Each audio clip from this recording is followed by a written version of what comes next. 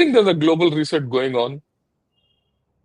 I think it is. I think for the first time, what we are looking at a major power, global power, trying to resolve issues through discussions, discourse, and through negotiations rather than by power and influence. Fine, sir. That's a very important statement in the China-India context. And I thought, today in the evening, I was reading a article from the South China Morning Post, and it put up something very interesting, and I'll first like to show it to everyone. Okay. Now, this is the article, and this article is about, can the Philippines emulate China-India border deal to defuse tensions? So this is something that the Philippines are saying, look, let's see what uh, India did and how do we use this model to defuse tensions. A whole lot of discussion, but I thought I'll put across something which this man, Don McLean Gill, he is a professor in De La Salle University, Manila. What he says, he discusses a lot of things, but this is what he says. He says India is the only member of the Quad, US, Japan, and Australia, that has effectively and physically pushed back China. He cites incidents between 2021 and 2023, when India reportedly pushed Chinese troops back from Tawang district to the northeastern Indian state of Arunachal Pradesh. China only responded to force, shows that their interest in peace with India stems from the realization that India is the only country that has managed to give them a bloody nose in a physical confrontation. And this is important what he says. No other democracy in the world has been able to do that.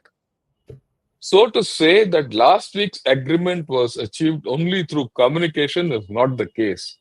India had to show some muscle for China to recognize that there should be peace in the border.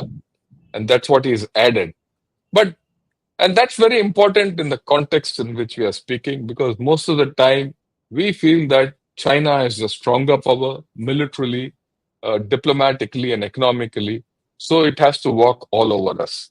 I think there are different opinions, and this such an opinion coming from a third party is completely puts light on the fact that India has some weight in the world, and that this weight is different from what it was, say, a few years back.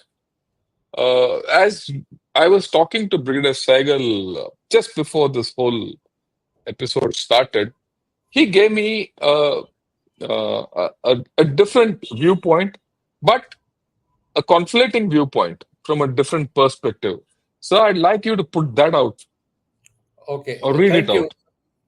There is a very interesting commentary which has just come out today in the RSIS, and after this author discusses the whole thing, he comes to a basic conclusion, and the basic conclusion that he comes to is that this whole agreement demonstrates the capacity of a rising power to manage territorial disputes through institutional frameworks and diplomatic innovation in era of global tensions. Now, this is an interesting part.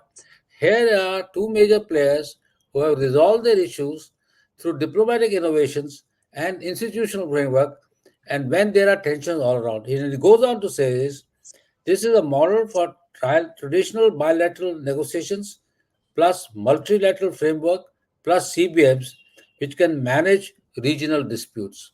So, in effect, this is a message for the rest of the world who are particularly look at Gaza, Israeli conflict, look at Ukrainian conflict, which are trying to find via medias to resolve disputes. Now, this is he's saying is here is a framework which is talking about bilateral negotiations, multilateral frameworks, plus CBMs to ensure that we resolve our bilateral disputes. So this is something which is very important, and this is very serious. And added to what General Shankar just mentioned about the fact is that we have been able to persuade and impress upon China, not so much in terms of only through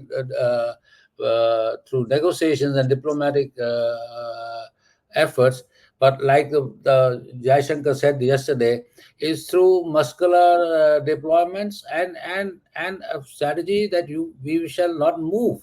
We shall stand firm on our ground. We are not going to give in to you. So this is something which is very, very important development.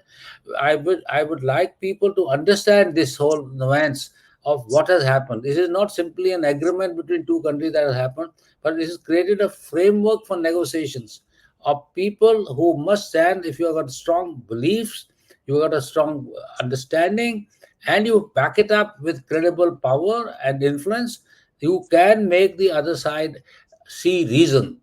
I'm not saying there is a victory for one and defeat for the other, but this is a victory of reason, which says that unnecessary continuous